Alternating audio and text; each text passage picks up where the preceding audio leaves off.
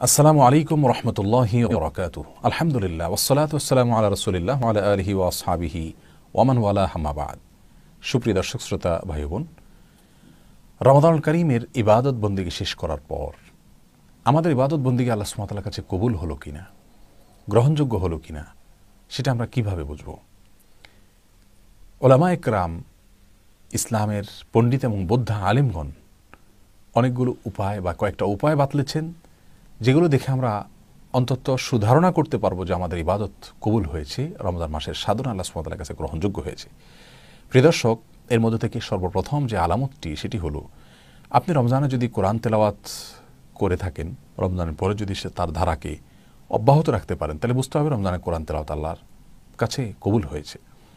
আপনি রমজান মাসে তাকওয়া চর্চা করেছেন, সালাতের প্রতি গুরুত্ব আরোপ করেছেন, অন্যান্য নেক আমল করেছেন, সেই ধারা যদি রমজানের পরেও আপনি অব্যাহত রাখতে পারেন, তাহলে বুঝতে পারবেন বা অনুমান করতে পারেন বা সুধারণা করতে পারেন যে আল্লাহ সুবহানাহু ওয়া তাআলা আপনার রমজানের ইবাদত কবুল করেছেন। আর যদি আল্লাহ না করুক, রমজানের ইবাদত রমজানে করার পরে আর কোনোটাই অব্যাহত রাখতে না পারেন, তাহলে সেটা আল্লাহর দরবারে হয়তো কবুল হয় নাই, সেই আশঙ্কা কিন্তু অনেক বেশি। কোরআনে কারীমে আল্লাহ সুবহানাহু ওয়া তাআলা বলেছেন, ইন্নামা ইয়াতাকাব্বালুল্লাহু মিনাল মুত্তাকিন, নিশ্চয়ই আল্লাহ সুবহানাহু ওয়া তাআলা মুত্তাকিদেরটাই গ্রহণ করেন। অতএব নেক আমলের ধারা যদি বন্ধ হয়ে যায় রমজানের পরে, তাহলে তো আপনি মুত্তাকি হতে পারলেন না স্থায়ীভাবে, তাহলে আপনারটা আল্লাহ তাআলা কবুল করার সম্ভাবনা খুবই ক্ষীণ। এই জন্য রমজানের ইবাদত রমজানের পরে যদি আমরা কিছুটা হলেও ধারা রেখে দিতে পারি, রমজানের ইবাদতের ধারাকে অব্যাহত রাখতে পারি, তাহলে আল্লাহ তাআলার কাছে রমজানের ইবাদত কবুল হয়েছে সেরকমটি আমরা অনুমান করতে পারব। দ্বিতীয়ত, যে বিষয়টি রমজানের আমাদের ইবাদত বন্দেগী বা যে কোনো সময় যে কোনো ইবাদত বন্দেগী কবুল হয়েছে কিনা সেটা বোঝার জন্য আমরা দ্বিতীয় যে আলামত পাবো, তা হলো ইবাদত করার পর যদি আমাদের ভিতরে ভয় কাজ করে যে আমাদের ইবাদতে ভুল ত্রুটি হয়েছে, আল্লাহ কবুল করলেন কিনা, কবুল হলো কিনা, এটা যদি আমরা আতঙ্কে থাকি, চিন্তায় থাকি, পেরেশান থাকি, সেই সাথে আল্লাহ সুবহানাহু ওয়া তাআলার কাছে কবুল হওয়ার জন্য অপেক্ষায় থাকি এবং লালায়িত থাকি, আগ্রহী থাকি, পেরেশান থাকি, তাহলে আশা করা যেতে পারে আল্লাহ সুবহানাহু ওয়া তাআলা আমাদের আমল কবুল করেছেন। কোনো আমল করার পর যদি আমাদের ভিতরে আত্মগর্ব না হয়, আমাদের ভিতরে যদি অহংকার না হয়, আমাদের ভিতরে যদি খুব বেশি আত্মপ্রসাদ না থাকে, আমাদের ভিতরে যদি খুব বেশি আত্মতৃপ্তি না আসে, তাহলে ভয় যদি আসে, মনটা যদি নরম থাকে, তাহলে এটাও একটা আলামত যে আল্লাহ সুবহানাহু ওয়া তাআলার পক্ষ থেকে ইবাদত কবুল হয়েছে হয়তো।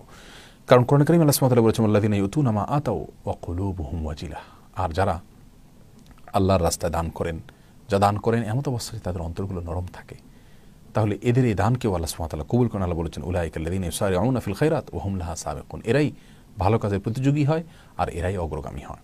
অতএব প্রিয় দর্শক, রমাদানুল কারীমের শেষে দুটি কাজ আমাদের খেয়াল করে করতে হবে। এক হলো রমজানের আমলগুলোকে একটু একটু হলেও রমজানের পরে ধরে রাখার চেষ্টা করতে হবে।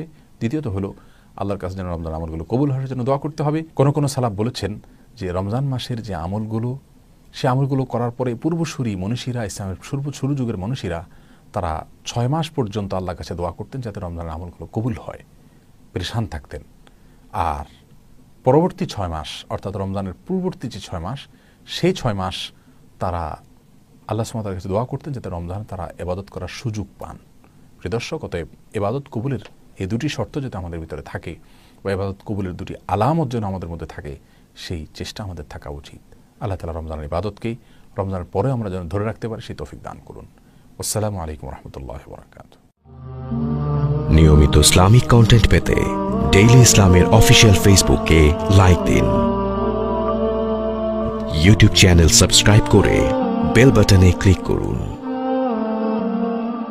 Daily Islam, a complete guide to Islamic lifestyle.